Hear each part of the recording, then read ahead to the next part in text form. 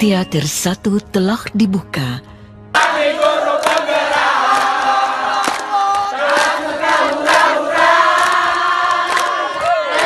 Guru yang baik, sebentar lagi kita akan mengikuti presentasi hasil diseminasi penerapan budaya positif di SMP Negeri 17 Surakarta yang dilakukan oleh Bapak Rifai, calon guru penggerak angkatan ke-7 dari Kota Surakarta dengan unit kerja SMP Negeri 17 Surakarta. Selamat menyaksikan. Assalamualaikum warahmatullahi wabarakatuh. Salam sejahtera bagi kita bersama. Bapak Ibu, selamat pagi. Pada hari ini perkenankan saya Rifai, sarjana teologi, magister pendidikan, sebagai calon guru penggerak angkatan ke-7 Kota Surakarta, ingin menyampaikan diseminasi tentang budaya positif. Saya didampingi oleh pengajar praktek Bapak Sotin Purnomo, sarjana pendidikan, dan didampingi oleh fasilitator Ibu Didik Daryanti, sarjana pendidikan, magister pendidikan. Untuk itu Bapak Ibu, perkenankanlah pertama kali saya menyampaikan sebuah kata tentang guru penggerak. Tergerak, bergerak, dan menggerak. Budaya positif memang perlu kita lakukan di sekolah kita. Sekolah yang begitu luas, sekolah yang begitu indah, sekolah yang memiliki anak-anak didik yang merupakan generasi emas bangsa Indonesia. Untuk saya menjelaskan tentang budaya positif, Bapak Ibu perkenankan saya untuk menyampaikan tentang teori motivasi. Di dalam teori motivasi, seseorang memiliki sebuah minat untuk melakukan sesuatu, itulah yang disebut motivasi. Motivasi yang biasanya mendasari seluruh tindakan manusia, termasuk kita, anak didik kita. Di dalam motivasi ada 3 hal yang membuat orang tergerak motivasi. Yang pertama, orang itu coba menghindari ketidaknyamanan atau menghindari tentang sebuah hukuman.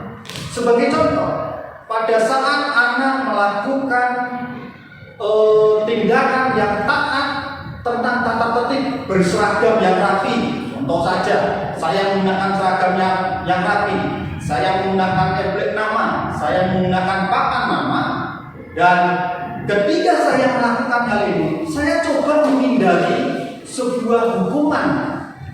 Hukuman yang diberikan kepada saya kalau saya tidak memakai atribut saya sebagai seorang pegawai. Demikian juga anak kita. Pada saat anak kita tidak menggunakan sepatu, dia pasti akan kena hukuman. Sehingga anak kita terdorong memiliki motivasi menggunakan sepatu yang ditentukan oleh sekolah, yaitu sepatu Warrior, sepatu ATV, menggunakan kaos kaki yang berlogo SMP Negeri 17 Surakarta. Itu teori yang pertama. Mengapa orang melakukan motivasi sebuah tindakan? Karena dia menghindari ketidaknyamanan, menghindari sebuah hukuman. Yang kedua, dia untuk mendapatkan sebuah penghargaan. Ada orang-orang tertentu, golongan tertentu, anak didik kita, ketika mereka melakukan sebuah tindakan motivasi, dia berusaha mendapatkan sebuah penghargaan. Makanya tidak jarang kita selalu mengapresiasi anak-anak kita yang taat, masuk pada jam, sekolah tepat pada waktunya, bahkan yang hadir sebelum jam pelajaran. Nah, anak-anak ini selalu mendapatkan apresiasi.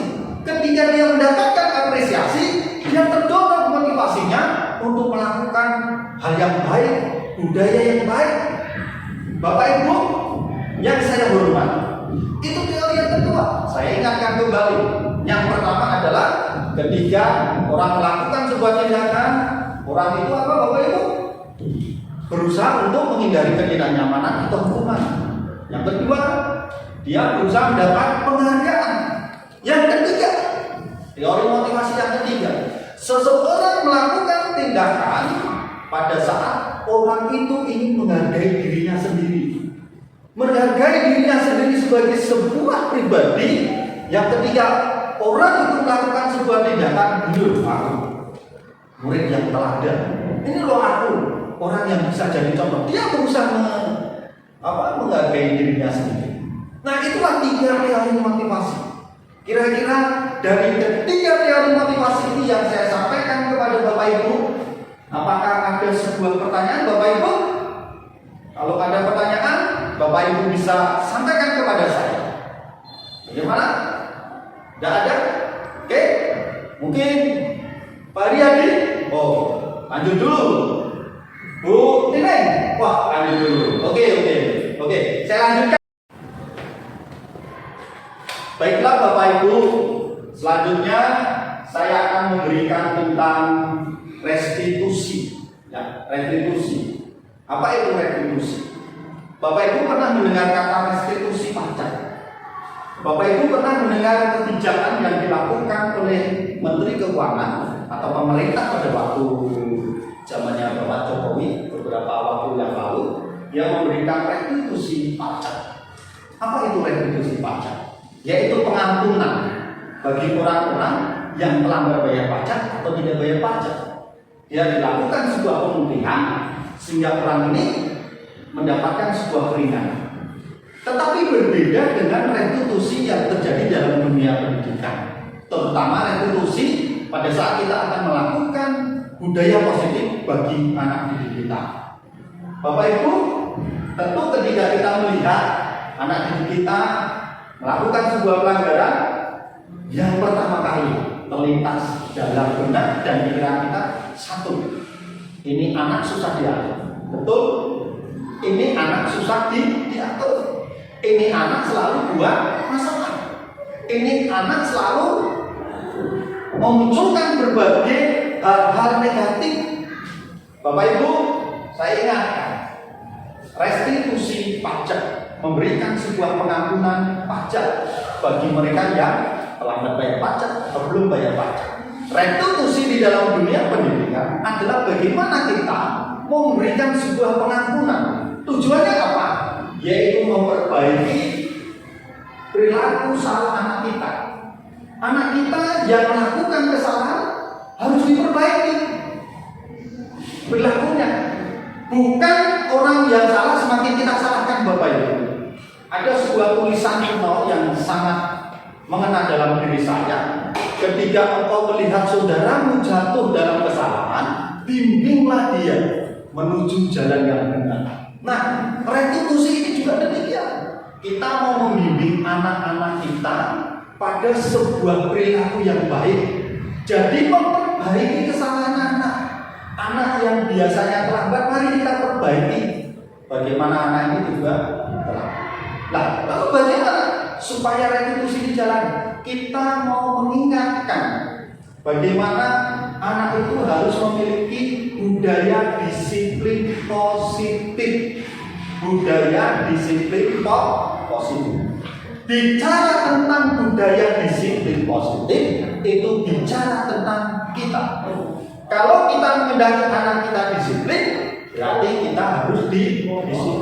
Kalau kita menghendaki anak kita menggunakan seragam dengan lengkap, berarti kita harus menggunakan seragam dengan lengkap. Kalau kita menghendaki anak kita tidak lambat, berarti kita harus masuk kelas selalu tidak terlambat. Bicara tentang disiplin, bicara tentang diri kita. Makanya anak selalu melihat bagaimana keteladanan dalam diri kita, guru, ibu guru dan ibu. Itulah yang harus kita ingat. Kita mau membentuk sebuah budaya disiplin positif bagi anak didik kita. Dan ingat, Bapak Ibu, di dalam membuat sebuah disiplin positif, metode pendekatan restitusi ini sangat cocok. Ya, ketika anak berbuat salah, guru itu menanggapi bagaikan seorang sahabat. seorang sahabat. Jadi anak harus kita pandang sebagai sahabat, jangan dipandang sebagai objek yang lain. Ingat filosofi pemikiran Ki Hajar Dewantara bahwa menempatkan anak seperti kertas putih yang samar-samar, yang di dalamnya sudah ada samar-samar gambarnya, sudah ada samar-samar tulisannya. Kita sebagai guru hanya menebalkan. Ingat, anak hidup dalam sebuah kodrat zaman dan kodrat alam. Kalau anak itu dalam kodrat alam, bagaimana anak itu bertumbuh layaknya sebagai seorang pribadi yang suka bermain, pribadi yang ingin penuh rasa keinginan tahu. Kalau bertumbuh dalam kodrat zaman, anak ini enggak. Seluruh perilaku anak ini, Bapak Ibu, dipengaruhi oleh sebuah pergerakan zaman. Orang yang ada di dalamnya itu mempengaruhi perilaku anak kita. Makanya kita ingatkan dulu anak ini bagaimana budaya positifnya, bagaimana sebuah budaya positif yang kita mau bangun bersama-sama. Baik. Untuk itu Bapak Ibu, ciri-ciri restitusi yaitu membedakan dengan program disiplin yang lain, ya. Jadi lain ya, pola disiplin yang lain dengan restitusi yang akan kita kerjakan di sekolah kita secara bersama-sama Bapak Ibu. Jadi bukan dikerjakan perorangan saja atau individu saja, atau mungkin saya kerjakan secara pribadi atau dikerjakan oleh siswa secara pribadi atau dikerjakan oleh guru secara pribadi. Tidak Bapak Ibu, kita adalah tim kerja, tim kerja yang solid. Saya yakin dengan kita kerjasama, kita akan memberikan restitusi yang baik. Restitusi itu bukan untuk menebus kesalahan Bapak Ibu. Ingat, beda dengan restitusi pajak ya. Jadi restitusi pajak itu memang untuk menebus pajak-pajak yang belum dibayarkan, tetapi dengan pembayaran yang di bawah pajak seharusnya. Tetapi restitusi ini adalah bagaimana orang itu mau belajar dari kesalahan, supaya orang tidak mengulang kesalahan. Ya, Bapak Ibu. Nanti saya akan tampilkan satu video tentang bagaimana cara menangani restitusi. Ya, Bapak Ibu, ada 2 video yang sudah saya siapkan. Nanti Bapak Ibu boleh lihat bersama-sama, kita boleh memperhatikan, dan itu bisa menjadi sebuah masukan kembali bagi kita bersama, supaya itu menjadi sebuah pedoman, momentum untuk kita memperbaiki tentang hal-hal yang ada dalam diri sekolah ini, ya, termasuk diri kita. Jadi restitusi itu bukan untuk menebus kesalahan, tapi semua kita mau belajar dari kesalahan tersebut. Dan restitusi itu bukan sebuah tawaran, ya, bukan sebuah paksaan, tapi tawaran. Jadi kita menawarkan kepada anak. Ayo, bagaimana kalau misalnya anak itu melakukan coret-coret tembok, atau kalau misalnya anak itu membuang sebuah sepatu milik temannya, tawaran apa yang harus dilakukan? Bagaimana cara anak itu memperbaiki kesalahan? Ya, dari mulai dia mengakui kesalahannya, dari dia mulai komitmen untuk tidak mengulang, baik dia itu minta maaf kepada orang-orang yang bersangkutan ketika dia melakukan kesalahan. Jadi itu bukan paksaan, kita jangan paksaan. Kenapa? Karena di sini restitusi ini berkenaan dengan teori motivasi, yaitu teori motivasi intrinsik, bukan ekstrinsik. Bukan teori motivasi yang saya sampaikan tadi, bahwa anak melakukan disiplin motivasinya karena takut mendapat hukuman atau mendapat penghargaan atau menghargai diri sendiri. Tetapi dia muncul dalam dirinya bahwa anak ini mau melakukan sebuah hal yang baik. Kenapa? Karena kita sudah membuat sebuah budaya disiplin yang positif. Untuk itu Bapak Ibu, kita bisa lihat tayangan, ada 2 video restitusi yang sudah saya siapkan, kasus pertama dan kasus kedua. Dalam hal ini saya dibantu oleh salah satu anak didik kita yang bernama Nova. Silakan, mari bersama-sama kita saksikan video.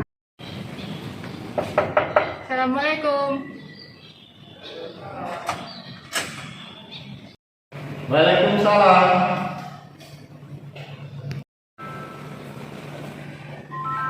Mari, silakan duduk. Iya, Pak. Bapak, kamu tahu nggak kalau saat ini kamu tidak saya izinkan untuk pulang seperti teman-teman yang lain karena kamu ada 17 tugas yang baru kamu selesaikan dari 49 tugas. Apa yang bisa kamu sampaikan dengan Bapak? Ya Pak, saya minta maaf karena saya belum tuntas untuk mengerjakan semua pekerjaan dari guru magang. Nova, Bapak mengerti dan memahami di saat ini ketika terjadi pembelajaran jarak jauh banyak sekali hal yang bisa membuat kita bosan dan Bapak memahami bagaimana yang engkau hadapi saat ini. Ya Pak, saya minta maaf karena sebenarnya Bapak dan Bapak Ibu guru sudah mempersiapkan aplikasi belajar yang baik untuk saya dan teman-teman, tapi saya tidak mengerjakan tugas. Bapak ingin bertanya, apa yang membuat diri kamu sampai tidak mengerjakan tugas yang begitu sangat? Ya Pak, jadi saya harus menjaga adik dan adik meminjam HP saya untuk melihat video. Karena itu kuota internet saya menjadi habis dan saya terpaksa harus menjaga adik karena ibu sedang bekerja. Apakah kamu punya ide di mana kamu bisa tetap menjaga adikmu dan menyelesaikan setiap tugas-tugas dalam pembelajaran jarak jauh? Ya Pak, saya akan menjaga adik dan tidak menjamin HP agar kuota saya tidak habis. Dan saya memotivasi diri agar semangat belajar PJJ dan PTM terbatas. Bapak masih ingatkah waktu pertama kali kita mengadakan MIT untuk pembelajaran jarak jauh kita? Keyakinan kelas yang kita susun bersama dan kita sepakati bersama. Iya Pak, ingat. Keyakinan kelas untuk semua siswa mengerjakan tugas secara tepat waktu melalui Google Classroom. Sekarang menurut Bapak, solusi apa yang terbaik yang akan Bapak lakukan untuk mengatasi tugas-tugasmu yang belum terselesaikan? Ya Pak, kalau saya dikasih perpanjangan waktu untuk mengumpulkan tugas, saya akan menyelesaikan tugas-tugas yang belum saya kumpulkan Pak. Baiklah, kalau demikian, hal itu menjadi tekad Nova. Nova boleh mengerjakan tugas dengan baik dan Pak Guru akan memberikan kelonggaran waktu. Mari kita sepakati bersama. Ya Pak.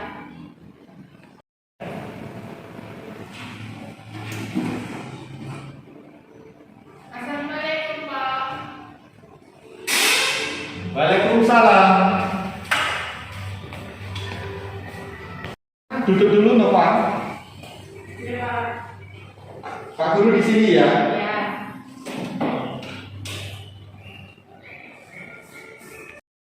Baru saja Pak Guru mendapatkan laporan dari temanmu bahwa pada saat jam istirahat kamu melakukan permainan yang sangat buruk, di mana kamu melempar salah satu sepatu dari temanmu ke bawah lapangan basket sehingga mengenai temanmu yang bernama Selamat.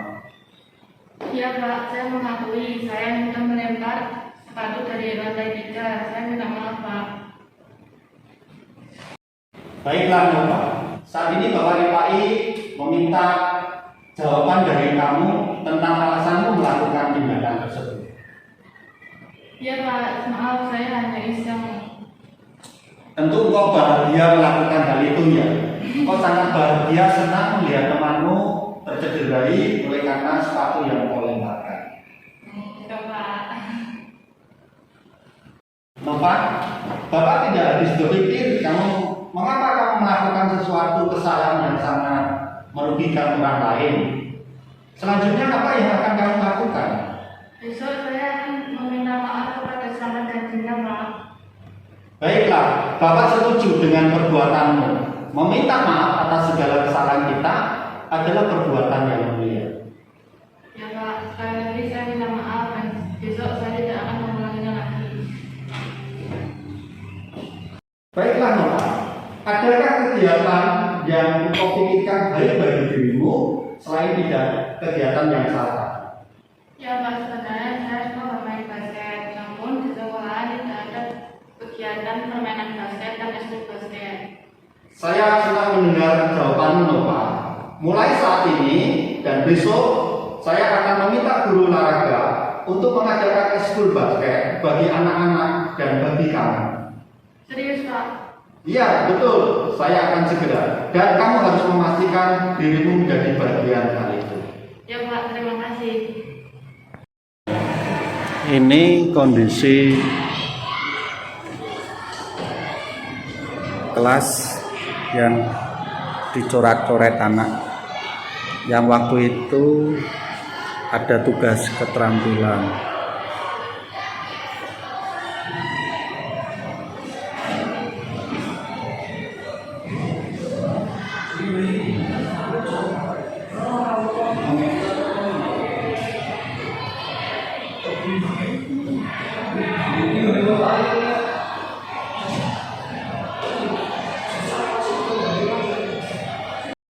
No, awas no, Vino.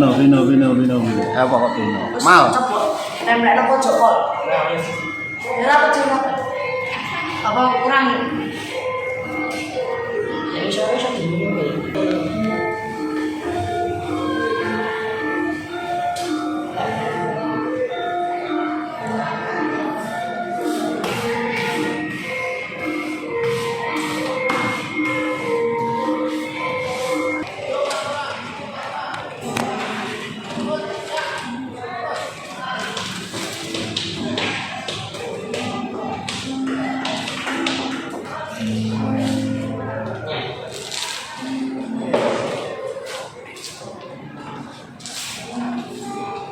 Banyak sih baik.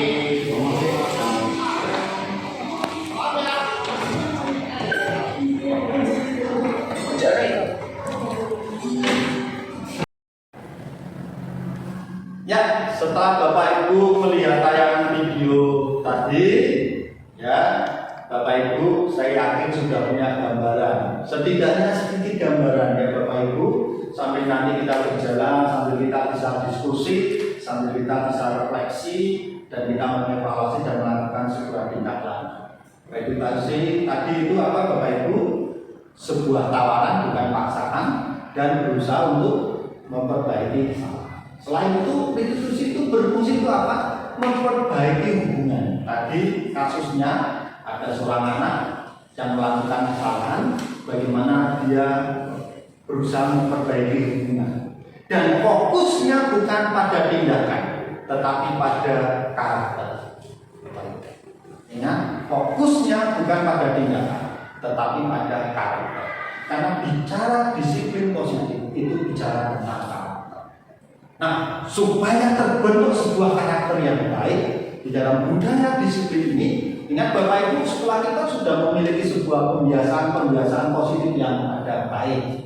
Sebagai contoh pembiasaan yang dilakukan pada setiap hari Jumat, ya, setelah nanti ada beberapa rekan-rekan dari anak-anak kita dan saudara-saudara Bapak Ibu yang Muslim akan melakukan sholat Jumat bersama-sama.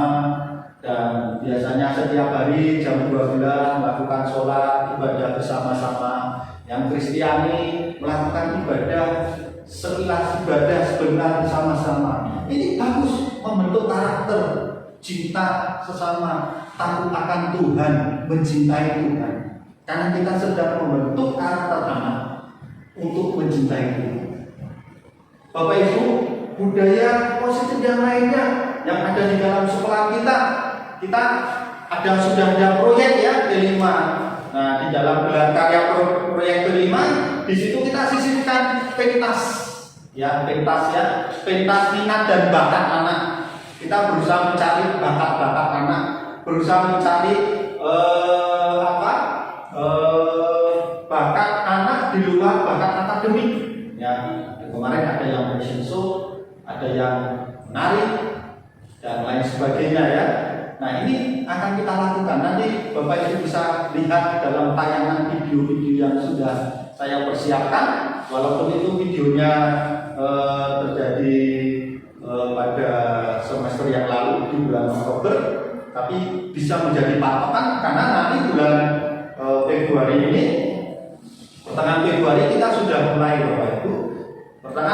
Februari 2023 kita akan ada gelar karya, ada pentas seni juga ya. Nah, ada lagi satu yang luar biasa di dalam menumbuhkan budaya positif, yaitu mengembalikan anak pada kodratnya. Anak pada kodratnya itu suka bermain, filosofi, pendidikan, diajar dewasa. Anak secara kodratnya adalah anak yang suka bermain, ya Bapak Ibu. Nah, yang sudah kita lakukan dan selalu kita lakukan tiap 2 minggu sekali Bapak Ibu ya. Di situ ada dolanan-dolanan anak, sehingga bisa main dahon dan lain sebagainya ya. Nah, itu akan terus kita lakukan. Kenapa? Supaya anak ini tidak termakan oleh teknologi yang bisa membuat mereka itu lupa jati dirinya sebagai bangsa yang berbudaya, memiliki bentuk-bentuk budaya, bentuk-bentuk interaksi sosial yang baik. Dalam permainan anak, dolanan anak itu bagus, ya. Misalnya dakonan itu, Bapak Ibu di situ bukan cuma diajari anak bermain, tapi olah pikir. Ya, dia harus memahami bahwa ketika anak itu mengambil satu bagian dalam di mangkok dakon itu Bapak Ibu, dia harus bisa berhitung berapa biji yang diambil dan berapa biji itu harus dibagi muter. Jadi itu diolah pikirnya. Lalu saling menghargai. Kalau anak itu kalah ya sudah, kita harus menghargai ya.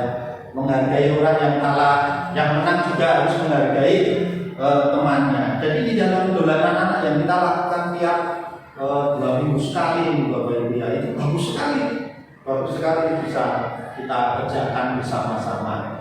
Dan ada bentuk kegiatan yang lain ya Bapak Ibu selain dolanan anak.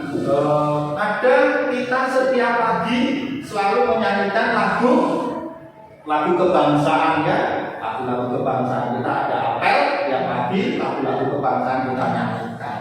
Itu budaya positif juga, menumbuhkan rasa cinta tanah air dan bangsa.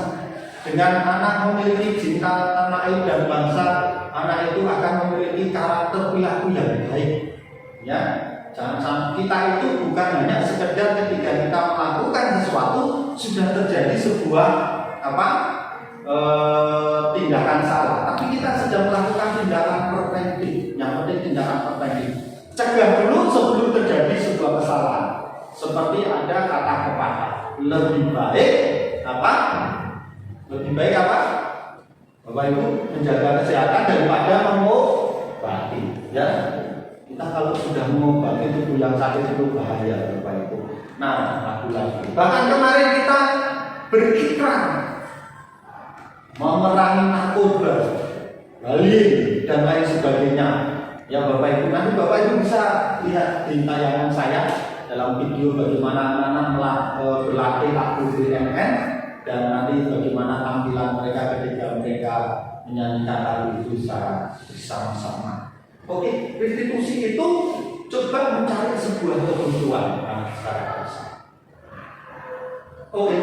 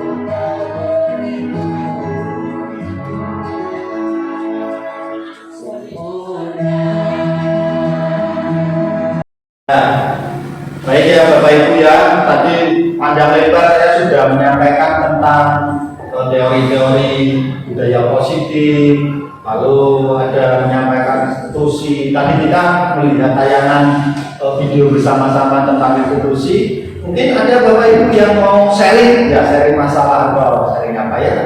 Ada Saya Pak. Oh ya, silakan Pak Tul. Ya, menanggapi kasus yang sering terjadi akhir-akhir ini, utamanya tentang kasus bullying. Bagaimana penanganan kita atau yang harus kita lakukan kepada anak-anak, baik kepada korban maupun kepada pelaku? Dan apa yang harus dilakukan? Ya, terima kasih ini Pak. Ini kasus sulit nih Bapak Ibu ya. Karena hampir di setiap sekolah pasti ada bullying ya. Bully Bapak Ibu ya. Bullying itu ada dua dampak biasanya. Dampak secara psikis dan dampak secara akademis. Yang paling parah itu dampak secara psikis. Nah, orang kalau sudah dibully Bapak Ibu, bisa dia menjadi orang yang minder, menjadi orang yang tersisih, kaum marginal. Wah, kalau sudah ketemu orang marginal itu bahaya. Dua kemungkinan, orang itu bisa menjadi seorang pemberontak, orang itu bisa menjadi orang yang selalu takut, rendah, bukan rendah hati tapi rendah diri, minder. Karena dia merasa apa yang dia lakukan itu selalu salah dan selalu buruk secara fisik. Nah, dampak berikutnya itu secara akademis, anak yang kena bullying itu Bapak Ibu, dia akademisnya pasti menurun. Walaupun terkadang dalam kasus tertentu 1:1000 ada orang yang dibully malah dia unggul. Ada dia survive di atas survive ya, dia bisa bertahan dan dia menjadi seorang pemenang. Nah, lalu bagaimana kita mengatasi kasus bullying? Yang pertama tindakan preventif dulu ya. Tindakan preventif yang kita lakukan, kita harus komitmen bahwa kita memiliki budaya positif sekolah yang ramah anak. Ya, di mana-mana kita sudah pasang itu ya Bapak Ibu ya. Sebuah spanduk tentang bagaimana kita saling menghargai satu dengan yang lainnya. Hanya ini ya, eksekusinya ini yang memang terkadang dalam eksekusi itu kita kurang mengena Bapak Ibu ya. Saya menyadari juga ketika saya melakukan eksekusi program tentang bagaimana menyegah bullying ini kurang mengena ya Bapak Ibu. Nah, kita ingatkan pelaku bullying. Seperti tadi saya sampaikan, restitusi itu bukan tawaran, bukan paksaan, tapi sebuah tawaran. Kita ingatkan budaya positif. Budaya positifnya apa? Saling menghargai satu dengan yang lainnya, yang dibentuk dari perilaku positif yaitu perilaku beribadah, mencintai Tuhan. Kita ingatkan dia perilaku gue ini. Bagaimana orang itu bisa mencintai Tuhan yang tidak kelihatan secara kasat mata, kalau kepada sesamanya yang kasat mata dia tidak bisa mencintai. Ya, oh, orang kalau mencintai Tuhan itu dia harus bisa mencintai sesamanya. Lalu orang ini juga diingatkan, kalau mencintai orang lain itu seperti mencintai diri sendiri. Yang dijulik lorok, ya dan puji orang. Kalau dipukul sakit, ya jangan pukul orang. Ya, jadi diingatkan dulu, dibentuk dulu karakternya. Karakter apa? Supaya anak ini tidak membuli. Karakter apa? Kalau dia sukanya manggil temannya asal-asalan misalnya, manggil nama orang tuanya atau manggil temannya dengan sebutan goblok, lowon, gitu ya. Nah, sekarang Bapak Ibu kita lakukan sebuah perilaku tindakan kalau memanggil teman dengan sebuah clue yang positif pada teman tersebut. Misalnya memanggil Pak Agung yang ganteng, gitu ya. Nah, nanti manggil teman yang lain, hai kawanku Pak Udin yang rajin. Jadi harus begitu, jangan kita manggil teman kita itu goblok, lowon, itu tidak baik. Nah, jadi kita sekarang membuat sebuah clue, manggil teman dengan sebuah clue yang positif, yang mewakili karakter teman tersebut. Nah, ini pelaku bully ini harus disadarkan, tidak boleh asal manggil temannya dengan sebutan yang buruk. Nah, mulai sekarang Bapak Ibu, yuk mari kita galakan sebuah kampanye, panggil temannya dengan sebutan yang positif, ya. Panggil temannya dengan sebutan yang positif. Pak Udin yang rajin, Pak Andri yang gagah, Pak Agung yang ganteng, gitu. Nanti Pak Lutfi yang ranking 1, wah gitu Bapak Ibu. Jadi dengan sebutan, nanti yang anak-anak itu kita sebutkan, hei Riyani yang cantik, wah. Lalu, hei kamu Giovanni yang rajin dan semangat, nah, seperti itu Bapak Ibu. Nah, yang dampak korbannya kita lakukan sebuah pendekatan secara pribadi supaya dampak dia yang sudah terkena dampaknya itu kita lakukan pendekatan, kita pulihkan hati, kita pulihkan pikirannya, kita tata kembali anak yang menjadi korban bullying ini. Ya, jadi itu kira-kira Bapak Ibu yang bisa saya bagikan. Nanti kalau ada Bapak Ibu yang mau menambahkan, saya pikir itu menjadi hal yang baik supaya kita bisa saling sharing, saling berbagi pengalaman, berbagi budaya positif. Oke.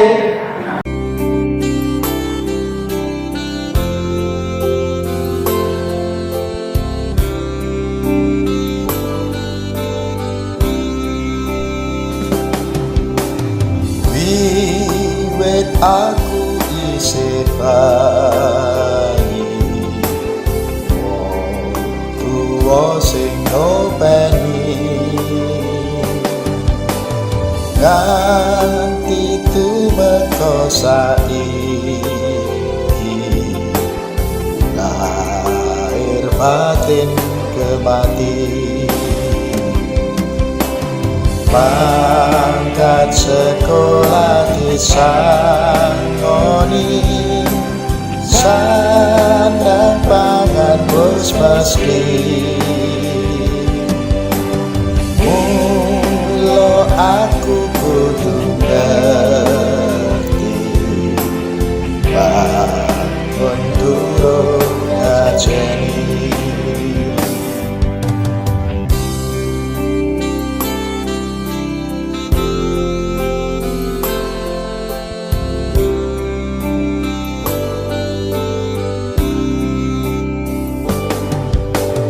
wiwit aku isih bayi wong tuwa sing ngopeni nganti tumeka saiki lahir batin kemati mangkat sekolah disangoni sandang pangan wis mesti. Mula aku kudu ngerti bangun durung ngajeni.